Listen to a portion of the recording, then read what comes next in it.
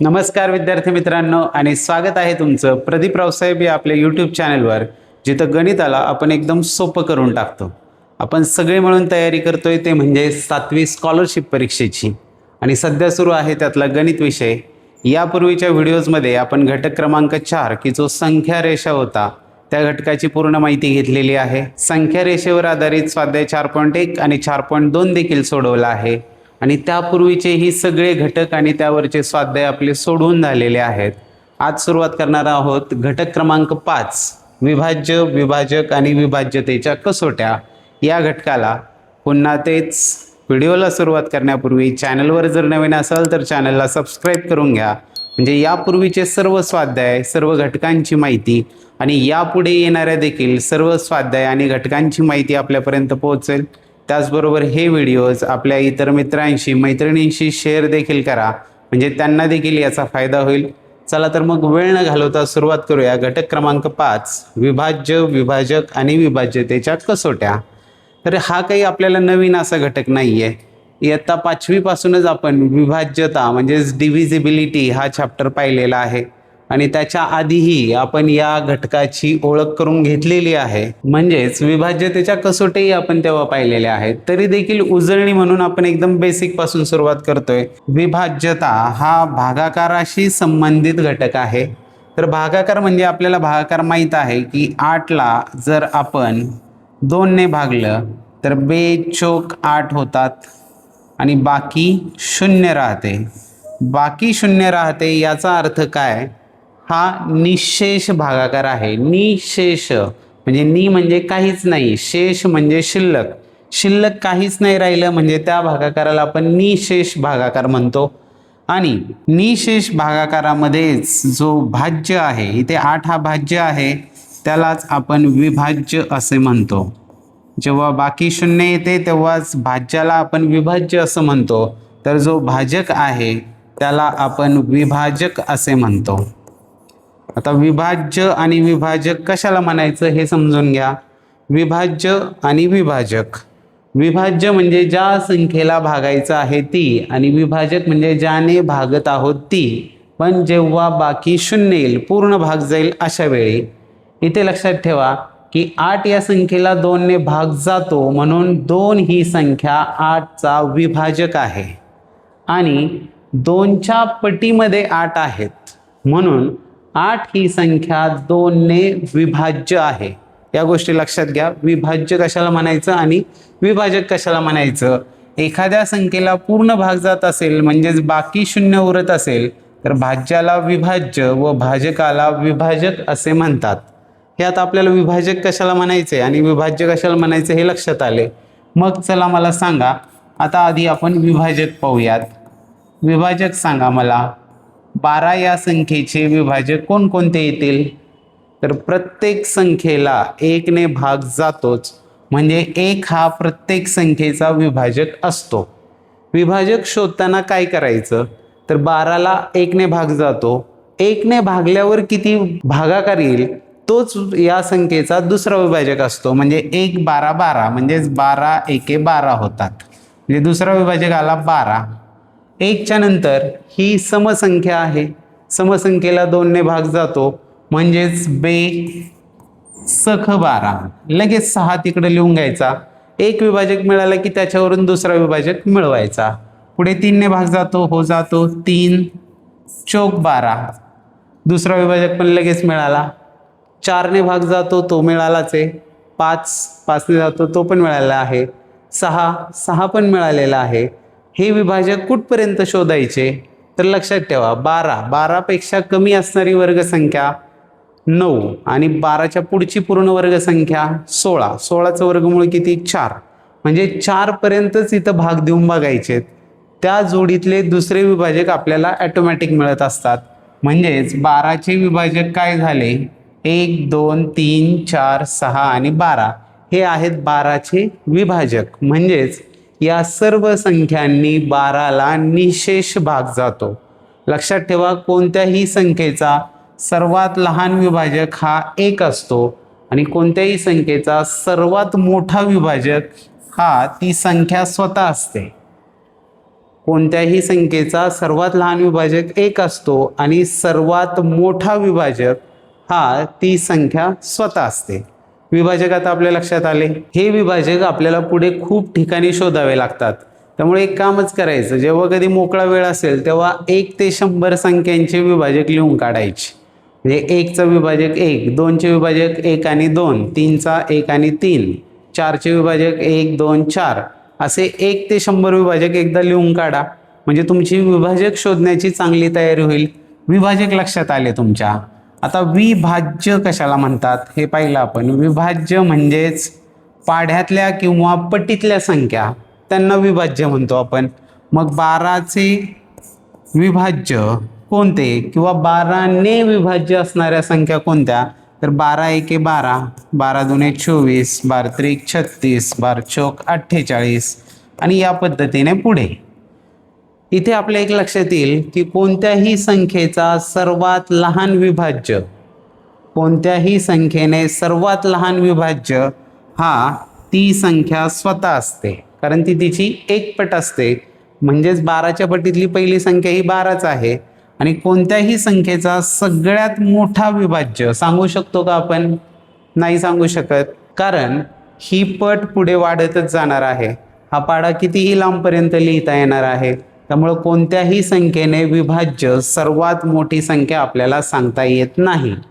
आधी पाहिले होते ते विभाजक, 12चे विभाजक आपण असे सहज लिहून काढले. पण जर संख्या मोठ्या आल्या तर मग विभाजक कसे शोधणार हा प्रश्न आपल्याला येणार आहे. आणि मग त्यासाठी कामाला येतात त्या म्हणजे विभाज्यतेच्या कसोट्या. त्यापूर्वी एक लक्षात घ्या की कोणत्याही संख्येची स्वतःशी केलेला गुणाकार, त्याची काही वैशिष्ट्ये आपल्याला समजावून घ्यायची आहेत. म्हणजेच 2 संख्यांचा गुणाकार केल्यास मिळणाऱ्या संख्येच्या एकक स्थानचा अंक हा त्या 2 संख्यांच्या एकक स्थानी असलेल्या अंकांच्या गुणाकाराच्या एकक स्थाना एवढा असतो. म्हणजे पहा, इथे आहेत समजा 23 गुणिले करायचे आहेत 27 आणि हा गुणाकार केल्यावर एकक स्थानी कोणता अंक येईल हे आपल्याला शोधायचं असेल तर हे शोधण्यासाठी संपूर्ण गुणाकार करत बसायची गरज नाही. या संख्येच्या एकक स्थानी आहेत 3, या संख्येच्या एकक स्थानी आहेत 7. 3 गुणिले 7 येतात 21. या गुणाकारामध्ये एकक स्थानी जो अंक आहे तोच अंक या संख्यांच्या गुणाकाराच्या एकक स्थानी असतो. हे कुठे कामाला येतं आपल्याला? यापेक्षा मोठी उदाहरणं जेव्हा येतात तेव्हा, म्हणजे समजा 2789 गुणिले 8756 करायचे आणि या गुणाकाराच्या एकक स्थानी कोणता अंक येईल हे आपल्याला शोधायचं आहे. तर एवढा गुणाकार नाही करायचा आहे. एकक स्थानी इथे 9 आहे, इथे 6 आहे. बस फक्त ह्या दोघांचा गुणाकार करा. 9 सक होता 54. 54 मध्ये एकक स्थानी काय आले? 4 आले. म्हणजे या दोन्ही संख्यांच्या गुणाकाराच्या एकक स्थानी 4 हा अंक येणार आहे. ही क्लुप्ती वापरून आपण बरेच पर्याय रद्द करू शकतो किंवा पर्यायांवरून उत्तर देखील काढू शकतो. त्यामुळे ही महत्त्वाची क्लुप्ती आहे. हा जो चार्ट आहे हा काय आहे लक्षात घ्या. इथे आहे 1. 1चा समजा आपण एकदा 1शी गुणाकार केला तर काय मिळेल? 1 गुणिले 1 केला 1 आला. 1चा आपण जर 3 वेळा गुणाकार केला तर काय येणार आहे? 1च येणार आहे. 1चा आपण 4 वेळा गुणाकार केला तरी पण 1च येणार आहे. 1चा 5दा केला तरी 1च येणार आहे. तसंच 2चं पण पहा. 2चा जर आपण 2दा गुणाकार केला तर 4 एकक स्थानी येतात. 2चा जर आपण 3 वेळा गुणाकार केला तर एकक स्थानी 8 येतात. 2चा आपण समजा 4 वेळा गुणाकार केला तर एकक स्थानी 8 16 म्हणजे एकक स्थानी 6 येतात. तेच इथे सांगितले. 2चा जर एकदाच गुणाकार असेल 2, 2दा केला तर 4, 3दा केला तर 8, 4दा केला तर 6, या पद्धतीने गुणाकार येतात.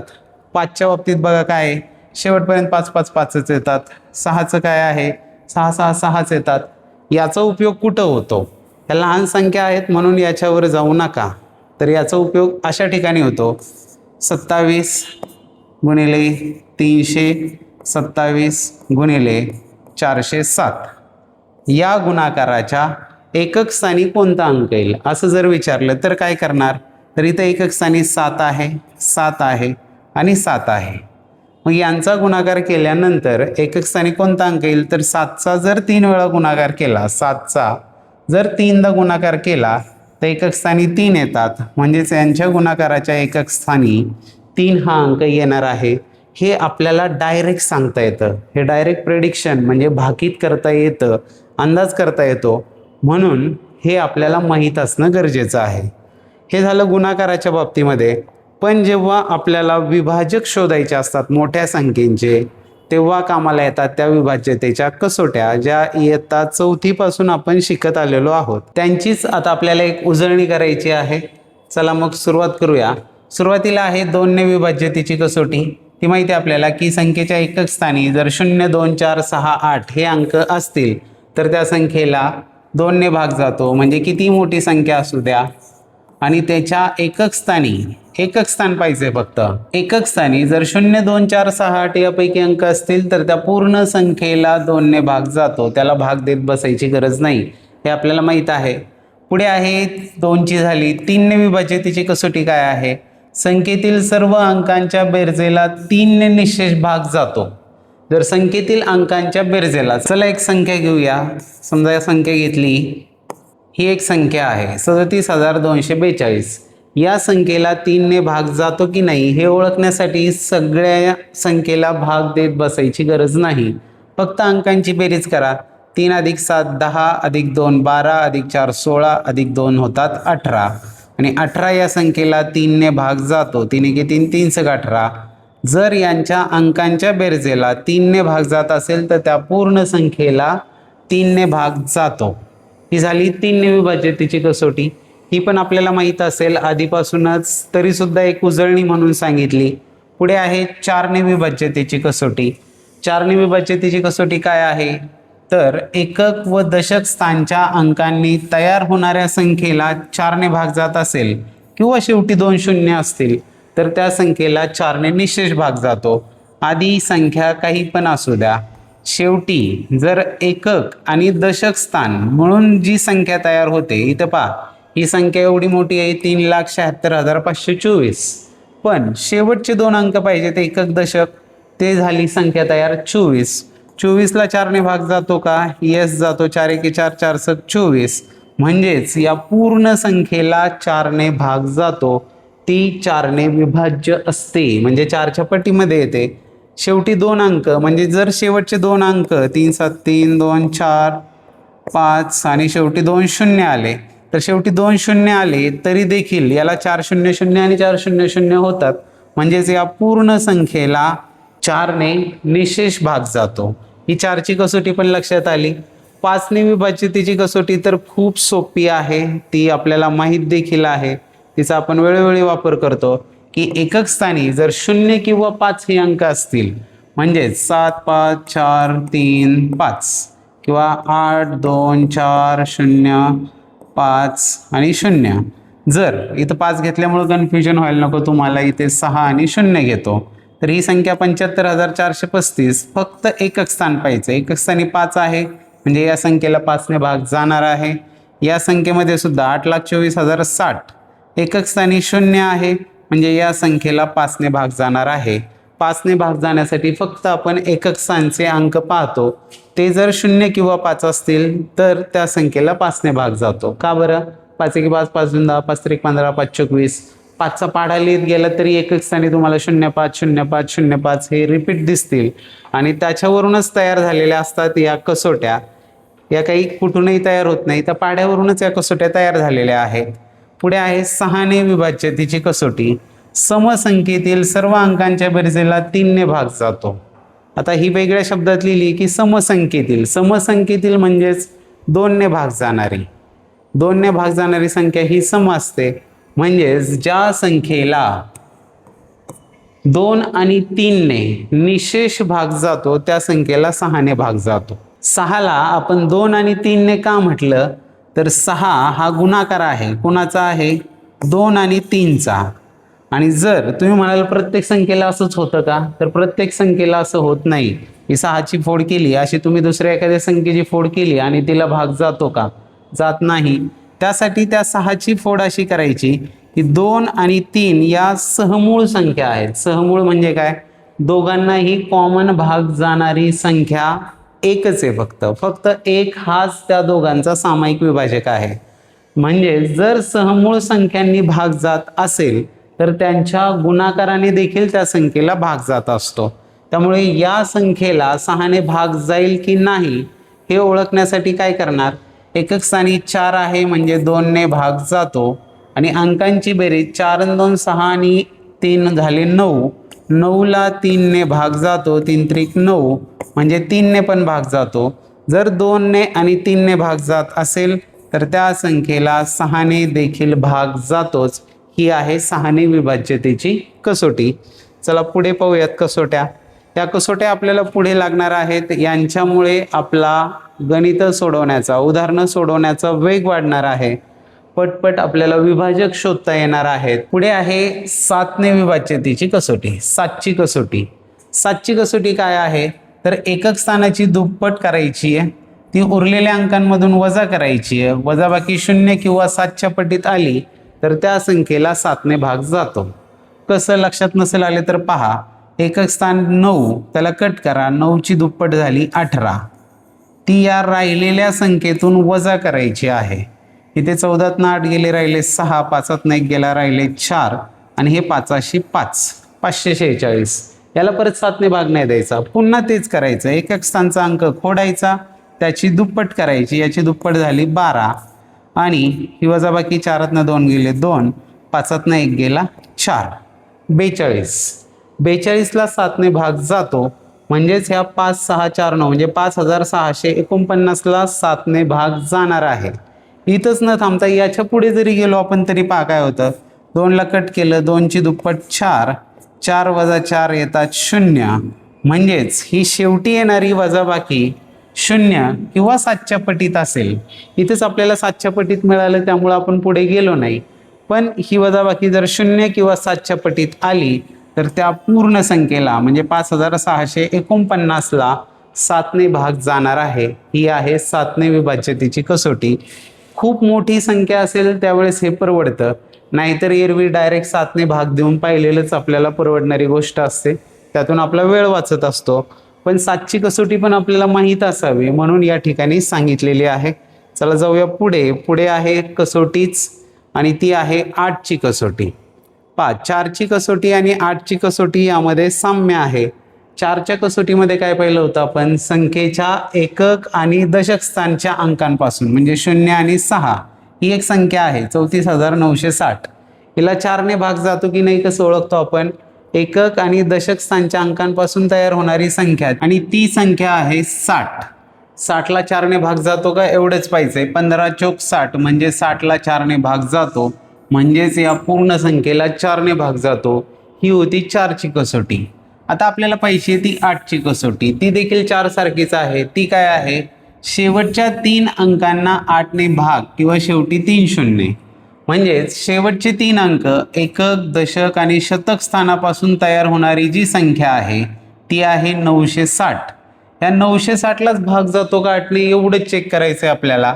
34,960 मध्ये या 960ला 8नं 8 1 8, 8 2 16, 8 0 0 8ने भाग जातो म्हणजे 34,960 या पूर्ण संख्येला 8ने भाग जाणार आहे. जर समजा एखादी संख्या अशी असेल 63, 4, 5 आणि शेवटी 3 शून्य असतील तर एकक, दशक आणि शतक यापासून शून्यच तयार होतो 800. जर शेवटी म्हणजेच एकक, दशक, शतक स्थानी शून्यच असेल तर त्या संख्येला देखील 8ने पूर्ण भाग जातो. ही आहे 8ने भाग जाण्याची कसोटी. पुढे आहे 9ने भाग जाण्याची कसोटी. ती देखील 3 सारखीच आहे. 3च्या कसोटीमध्ये काय होतं, अंकांच्या बेरजेला जर 3ने भाग जात असेल तर त्या पूर्ण संख्येला 3ने भाग जातो. 9ची कसोटी देखील काय आहे, संख्येतील अंकांच्या बेरजेला जर 9ने भाग जात असेल तर त्या पूर्ण संख्येला 9ने भाग जातो. आणि पुढे आहे ती म्हणजे 11ने विभाज्यतेची कसोटी आणि 10ने विभाज्यतेची कसोटी. दोन्ही देखील अत्यंत सोप्या आहेत. पाहूयात 11ने विभाज्यतेची कसोटी काय आहे ती.